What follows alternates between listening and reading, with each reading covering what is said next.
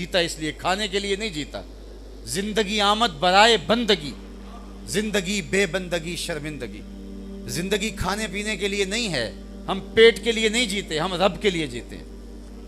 تو قرآن اگر ہماری زندگی میں اتر جائے اور روزانہ کے میں نے عرض کیا 2 صفحے بھی ہماری زندگی میں شامل ہو جائیں تو قرآن ہماری زندگی کے رخ بدل دے گا. یہ کتاب زندہ ہے، یہ بندوں کو اٹھا دیتی ہے اور خدا کی قربت کی ضامن ہے یہ کتاب. تو خوش نصیب ہیں وہ لوگ جو اس کتاب کے ساتھ جڑے ہوئے ہیں. فرمایا کہ قرآن پڑھا کرو دن کے اجالوں میں اور رات کی تنہائیوں میں. اور پھر بھی ارشاد فرمایا کہ قرآن پڑھا کرو اور قرآن پڑھتے ہوئے رویا کرو. اور پھر فرمایا فَإِلَّمْ تَبْكُوا فَتَبَاكُوا، اور اگر رونا نہ آئے تو رونے کی کوشش کیا کرو، رونے والا منہ بنا لیا کرو. حضرت داتا گنج بخش علی حجویری علیہ رحمہ کشف المعجوب میں لکھتے ہیں کہ ایک مرید نے ان سے پوچھا حضرت اگر رونے کی کوشش کریں پھر بھی رونا نہ آئے، فرمایا پھر مقدر پہ رویا کرو. اتنے سنگ دل ہو گئے ہو کہ تمہاری آنکھیں آنسوں کا خراج نہیں دیتے. لا خیر فی عین لا تبکی من خشیت اللہ. امام ابو نعیم لکھتے ہیں اس آنکھ میں بھلائی ہی کوئی نہیں جو اللہ کے خوف سے روتی نہیں ہے. جس کو رونا نصیب نہیں ہے فَلْيَدْحَقُوا قَلِيلًا وَلْيَبْكُوا كَثِيرًا، تمہارا رب کہتا ہے تھوڑا ہنسا کرو زیادہ رویا کرو. یہ قرآن میں رب نے کہا ہے. اور ہماری مجالس آج کہوں سے بھر گئی. آج ہماری زندگی لطیفوں کی نظر ہوگی تو خود لطیفہ بن کے رہ گئے. آج آنکھیں کھلی ہیں آج نہیں پتہ چلے گا، آنکھیں بند ہوگی تو پھر پتہ چلے گا کس مغالطے میں رہے. آج موقع ہے، آج ساوی نے کھلے راوی نے انج ٹوک انوکھے ٹوک دے نہیں، ٹر پویں تے پینڈے مک جاندے کار بیٹھیاں فاصلے مک دے نہیں. تو کہا کہ زیادہ رونے کا مزاج پیدا کرو، بالخصوص سحری کا اٹھنا اگر نصیب ہو جائے تو سحری کے وقت تنہائی میں بہے ہوئے آنسوں کے میرے رب نے لاج رکھنے کا وعدہ کیا ہے. صحیح حدیث ہے صحیح بخاری میں وَرَجُلٌ ذَكَرَ اللَّهَ خَالِيًا فَفَاضَتْ عَيْنَاهُ، وہ شخص جس نے تنہائی میں بیٹھ کے اللہ کا ذکر کیا اور ذکر الہی کی کیفیت سے اس کی آنکھوں سے آنسو ڈھلکنے لگے. میرے اور آپ کے آقا و مولا نے فرمایا قیامت کے دن جب سورج 1.25 میل پہ ہوگا، رخ سیدھا ہوگا، کڑکتی دھوپ ہوگی، لوگ پسینے میں شرابور ہوں گے، کوئی سایہ نہیں ہوگا، اللہ اس شخص کو اپنے عرش کا ٹھنڈا سایہ عطا فرمائے جو یاد الہی کے اندر آنسو بہاتا ہے. رومی علیہ رحمہ نے کہا کہ جہاں پانی گرتا ہے وہاں سبزہ اگتا ہے، جہاں آنسو گرتے ہیں رحمت اترتی ہے. تو اپنی زندگی کو سنجیدگی کے ساتھ گزارنے کا مزاج پیدا کرو. ہر وقت کہے، ہر وقت لطیفے، ایک دوسرے کا مذاق اڑانا، تذلیل کرنا، دوسروں کی تنقیس کی ٹو میں رہنا. اور ہر وقت میں نے تو دیکھا لوگوں کے گھروں کی باتیں لوگ مجالس میں کر رہے ہوتے ہیں. ہم اتنے گر گئے ہوئے ہیں، ہمارا مزاج لوگوں کی بہنوں بیٹی اور بہوؤں کی باتیں بیٹھکوں اور چوپالوں میں جب ہونا شروع ہو جائیں تو پھر کیا ہم انسان رہ جائیں گے؟ کیا ہم جو ہے مسلمان ہونا تو بہت دور کی بات ہے، وہ تو اونچی ڈگری ہے. اچھا انسان بھی کیا وہ ہو سکتا ہے کہ جو وہ اتنی گراوٹ کا شکار ہو جائے کہ اس کی مجلس میں ایسی بدبو غیبت کی پھیلتی رہے کہ ہر وقت لوگوں کی بہنوں بیٹیوں کے تبصرے وہاں ہوتے رہیں، لوگوں کی آراز اور عزتوں سے کھیلنا اس کا محبوب مشغلہ بن جائے تاکہ لوگوں کو ذلیل کیا جائے. مسلمان کی تعریف تو یہ کی گئی المسلم من سلم المسلمون من لسانہ و یدہ. مسلمان کون ہے؟ جو تہجدیں بہت پڑھتا ہے. مسلمان کون ہے؟ کہا مسلمان وہ ہے جس کی زبان سے اور اس کے ہاتھ سے، اس کے رویے سے، اس کے طرز زندگی سے دوسرا مسلمان محفوظ رہتا ہے. ہم جو کہتے ہیں السلام علیکم، یہ تحیت المسلم ہے نا، السلام علیکم، تو اس کا کیا مطلب ہے؟ السلام علیکم کا مطلب ہے تجھے سلامتی ہو. تو جب کوئی شخص کسی کو کہتا ہے السلام علیکم تو گویا وہ اس کو ضمانت دیتا ہے کہ میری طرف سے بے فکر ہو جا، میری طرف سے تیری جان بھی محفوظ ہے، تیرا مال بھی محفوظ ہے، تیری آراز، تیری عزتیں بھی محفوظ ہیں.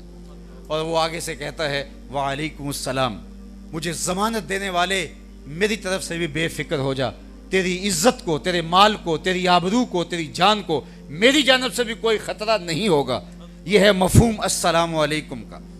لیکن آج ہم السلام علیکم کہہ رہے ہوتے ہیں اور سلام لیتے ہوئے انگلیاں بھی کاٹ رہے ہوتے ہیں، تو یہ پھر سلام نہیں ہوتا، یہ منافقت ہوتی ہے. تو سلام ضمانت دینا ہے، سلامتی دینا ہے.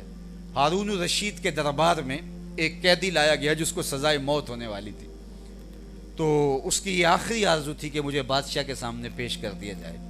بادشاہ نے کہا ٹھیک ہے، اس کی یہ آرزو پوری کر دی جائے۔ دنیا کے قوانین میں ہے کہ مرنے والے کی آخری آرزو پوری کی جاتی ہے۔ تو وہ دربار میں داخل ہوا اور کہا السلام علیکم۔ ہارون رشید نے کہا وعلیکم السلام۔ تو اس کے بعد آرزو تیری پوری ہوگی؟ اس نے کہا ہو گئی، چلو اس کو پکڑو اور اس کو قتل کر دو۔ اس نے کہا مجھے قتل نہیں کر سکتے۔ کہا کیوں؟ کہا بادشاہ نے مجھے بری کر دیا۔ کہا بادشاہ نے کہا میں نے کہا بری کیا ہے؟ کہا آپ نے کہا نہیں وعلیکم السلام، تیرے اوپر سلامتی ہو۔ اللہ اکبر۔ تو بادشاہ مسکرانے لگے، کہا کہ جاؤ میں نے اس کو آزاد کر دیا۔ تو جب کسی کو آپ کہتے ہیں السلام علیکم تو اس کو ضمانت دے رہے ہوتے ہیں، ضمانت دے رہے ہوتے ہیں۔ چلو میں تمہیں آپ پیار کی کہانی سناؤں۔ حضور کا طریق یہ تھا کہ جب کسی کے دروازے پر جاتے تو دستک دیتے 3 مرتبہ اور ساتھ کہتے السلام علیکم۔ 3 مرتبہ تک حضور یہ فرماتے، اور اگر جواب اندر سے نہیں آیا تو حضور تشریف لے جاتے۔ ناراض نہیں ہوتے کہ میں تیرے دروازے پر آیا اور میں نے 3 مرتبہ آواز دی اور تو نے کوئی جواب نہیں دیا۔ میرا خیال یہ موبائل کا ادب بھی اس سے سمجھنا چاہیے کہ کسی کو کال کریں تو 3 مرتبہ بیل چلی جائے، اگر وہ نہیں اٹھائے ہو سکتا ہے سویا ہو، مصروف ہو، کسی میٹنگ میں ہو، لیکن ہم تو بچے کی ڈیوٹی لگا دیتے ہیں جب تک تیرے ہوش سلامت ہے تو کال کرتا رہے۔ اور یہ عجیب کہانی ہے، تو دروازے پر بھی دھرنا دے کے نہیں بیٹھ جانا چاہیے۔ 3 مرتبہ السلام علیکم، اور اگر جواب نہیں آیا تو کوئی بات نہیں، اس پر غصے والی بات بھی نہیں ہے۔ حضور ایک صحابی کے دروازے پر گئے اور کہا السلام علیکم، اور دروازے کو دستک دی۔ اس نے دروازے کے سوراخوں سے دیکھا تو اسے سمجھ آ گئی یہ تو حضور ہیں۔ اس نے وعلیکم السلام تو کہا لیکن ہولے سے۔ حضور نے پھر کہا السلام علیکم اور دستک دی۔ اس نے پھر دل ہی دل میں کہا وعلیکم السلام اور دروازہ نہیں کھولا۔ حضور نے پھر کہا السلام علیکم اور دستک دی۔ اس نے پھر کہا وعلیکم السلام، لیکن دل ہی دل میں کہا۔ اب 3 مرتبہ ہو چکا تھا، حضور پلٹنے لگے تو جلدی جلدی دروازہ کھولا۔ میرے ماں باپ آپ پہ قربان، میرے بخت جاگے کہ آپ آئے، یہ تو قسمت سنور گئی کہ آپ تشریف لائے۔ حضور آئیے۔ فرمایا میں نے تو 3 مرتبہ سلام کیا، 3 مرتبہ میں نے دستک دی لیکن جواب نہیں آیا، میں تو واپس جا رہا تھا۔ عرض کی حضور میں نے تینوں بات سنا اور میں نے جواب بھی دیا لیکن ہولے ہولے بولتا رہا۔ میری آرزو یہ تھی کہ حضور بار بار مجھے سلامتی کی دعا دیتے رہیں، تیرے اوپر سلامتی ہو، تیرے اوپر سلامتی ہو، تیرے اوپر سلامتی ہو۔ میری آرزو یہ تھی کہ بار بار یہ دعائیں ان میٹھے ہونٹوں سے ملتی رہیں، اور اگر حضور کہیں تیرے اوپر سلامتی ہو تو آتش دوزخ جلا سکتی ہے۔ تو یہ سلامتی ہم اپنے بھائیوں کو دیتے ہیں۔ المسلم من سلم المسلمون من لسانہ و یدہ۔ تو کیسے ہم کسی کی بیٹی کی بات کر سکتے ہیں جب اس کو السلام علیکم کہہ چکے ہیں؟ ہم کیسے کسی کا مال لوٹ سکتے ہیں جب اس کو السلام علیکم کہہ چکے ہیں؟ جب ہم کسی کی تنقیص اور تذلیل کیسے کر سکتے ہیں جب اس کو ضمانت دے چکے ہیں السلام علیکم؟ تو کیسے ہم اس کو ذلیل کر سکتے ہیں؟ لیکن ہم ان لفظوں کے مفہوم سے ناآشنا ہو کے رہ گئے۔ لا یبق من الاسلام الا اسمہ ولا یبق من القرآن الا رسمہ مساجدہم عامرۃ وہی خراب من الہدی۔ میرے حضور نے فرمایا ایک وقت آئے گا اسلام صرف نام کا رہ جائے گا، قرآن کے صرف لفظ رہ جائیں گے۔ مساجدہم عامرۃ وہی خراب من الہدی، مسجدیں زیب و زینت کے لحاظ سے تو آباد ہوں گی لیکن ہدایت کے نور سے خالی ہو جائیں گے۔ یصبح الرجل مومنا و یمسی کافرا، فرمایا وہ وقت پھر ایسا ہوگا صبح کو بندہ مومن ہوگا، شام کو کافر ہوگا۔ پل پل زندگیاں بدلے گی، چائے کی پیالی پہ دین بکیں گے، آرزوئیں تمنائیں دنیا بن کے رہ جائیں گی۔ آئیے آج بھی میرے پاس اور آپ کے پاس وقت ہے، پتہ نہیں موت کب ہمیں دبوچ لے۔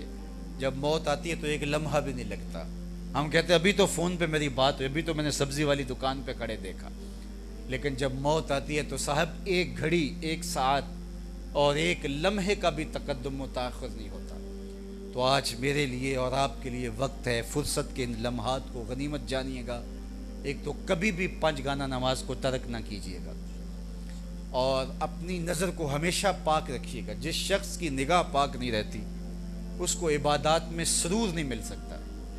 آج بہت لوگ شکایت کرتے ہیں کہ ہماری نمازیں بے لذت ہو گئی ہیں۔ نماز کا ایک ٹیسٹ ہے، لذت ہے، روزے کا اپنا الگ مزہ ہے، زکوٰۃ کا ایک الگ مزہ ہے، نفل کا ایک الگ مزہ ہے۔ دیکھیے آپ گوشت کھاتے ہیں تو اس کا ذائقہ الگ ہے، سبزی لیتے ہیں تو اس کا ذائقہ الگ ہے، آم کا ذائقہ الگ ہے، امرود کا الگ ہے، کیلے کا الگ ہے، سیب کا الگ ہے۔ تو یار جب کیلے اور سیب کا ذائقہ موجود ہے تو تہجد اور فجر کا ذائقہ نہیں ہے؟ تو ہر نماز کا ذائقہ ہے، فجر کا اپنا ذائقہ ہے، ظہر کا اپنا ذائقہ ہے، اس کو حظ کہتے ہیں، اس کو لطف کہتے ہیں، اس کو لطافت کہتے ہیں، اس کا ایک سرور ہے۔ پھر نماز گھر میں پڑھے تو اس کا لطف اور ہے، مسجد میں پڑھے تو لطف اور ہے، کسی باعمل کامل شخص کے پیچھے پڑھیں تو لطف اور ہے، اور اگر گھر میں پڑھیں تو مزہ اور ہے، اور اگر سجدے کے لیے حرم کا صحن مل جائے تو پھر لطف اور ہے، اور اگر ریاض الجنہ کی زمین مل جائے تو لطف اور ہے، کیفیت اور ہے۔ روزے کا بھی مزہ اور ہے، نفل روزہ رکھیں تو اس کا ایک اپنا ٹیسٹ ہے، فرض رکھیں تو اس کا اپنا مزہ ہے، اور روزے کھولنے کا ایک سرور ہے، روزہ رکھنے کا ایک سرور ہے، گھر میں سحری کریں تو اس کا سرور اور ہے، مسجد میں افطاری کریں تو اس کا سرور اور ہے، اور کامل مرشد کی صحبت میں بیٹھ کے اس کے ہاتھوں سے دی ہوئی کھجوریں لیں تو اس کا ٹیسٹ الگ ہے، اور روضہ رسول سامنے ہو اور کھجور پکی بھی مدینے کے باغ کی ہو اور مدینے میں بیٹھ کے افطار کر رہے ہوں تو اس کا ذائقہ اور ہے۔ ہر چیز کا ایک ذائقہ ہے، لیکن اگر ذائقہ چھن جائے، وہ آج کل وہ کہتے ہیں کرونے سے ذائقہ چھلتا ہے، اور جب بد نگاہی کا کرونا ہو جائے تو پھر نہ نماز کا مزہ، نہ روزے کا مزہ، نہ حج کا مزہ، نہ زکوٰۃ کا مزہ، پھر زندگی بے روح اور بے مزہ ہو جاتی ہے۔ اگر میں اور آپ چاہیں کہ ہماری زندگی لطف اور لطافت کے نور سے مالا مال ہو، اس کی حلاوت نصیب ہو، تو پھر اپنی نگاہوں پاک رکھیے گا۔ آج کے زمانے میں اتنا آسان تو نہیں ہے، لیکن ہر صورت میں نگاہوں کو پاک رکھیے گا۔ میں ضمانت دیتا ہوں آپ کو کہ سرور عبادت کا نہ آیا تو میرا گریبان پکڑنا، کیونکہ کیوں؟ ایمان کی حلاوت ہے، خالی ایمان ہی ایک کیفیت دیتا ہے، یہ سرور کہ میں مومن ہوں، یہی ایک نشہ ہوتا ہے۔ اللہ اکبر۔ اور پھر جب ہم عبادات کرتے ہیں، کسی کامل کی صحبت میں بیٹھتے ہیں، تو وہ جو اندر آپ کے خوشبو چھپی بیٹھی ہے ایمان کی، وہ پھیلنا شروع ہو جاتی ہے۔ اسی کو باہو نے کہا تھا نا، اندر بوٹی مشک مچایا اتے جاں پھلاں تے آئی ہو، لیکن ہم نے کبھی اس کو چھیڑا ہی نہیں ہے۔ کستوری کا مزاج یہ ہے، اس کو جتنا رگڑیں گے اتنی مہک پھیلتی چلی جائے گی، تو اس کو کبھی رگڑ کے تو دیکھو یار، ذرا اس کو تھوڑی سی دھونی لگا کے دیکھو تو صحیح، اندر خوشبوئیں پھیلا دیتی ہے۔ ہمارے اندر تو بدبوئیں پھیلی ہوئی ہیں، غیبت کی، نا اتفاقی کی، نفرتوں کی۔ اپنے اندر کو صاف جب کریں گے تو یہ شفاف حجرہ، یا گندی جگہ پہ تو آپ کسی مہمان کو نہیں بٹھاتے، اور کوئی آپ کے گھر میں نفیس شخص آ جائے اور گندی جگہ پہ وہ بیٹھے گا، چند لمحوں کے لیے بیٹھے گا تو اٹھ کے بھاگ جائے گا۔ تو کسی کے لیے آپ آراستہ کرتے ہو، پلنگ بچھاتے ہو، نئی چادر دھلی ہوئی بچھاتے ہو، خوشبوئیں سلگھاتے ہو کہ آنے والا ذرا آسودگی سے بیٹھ جائے۔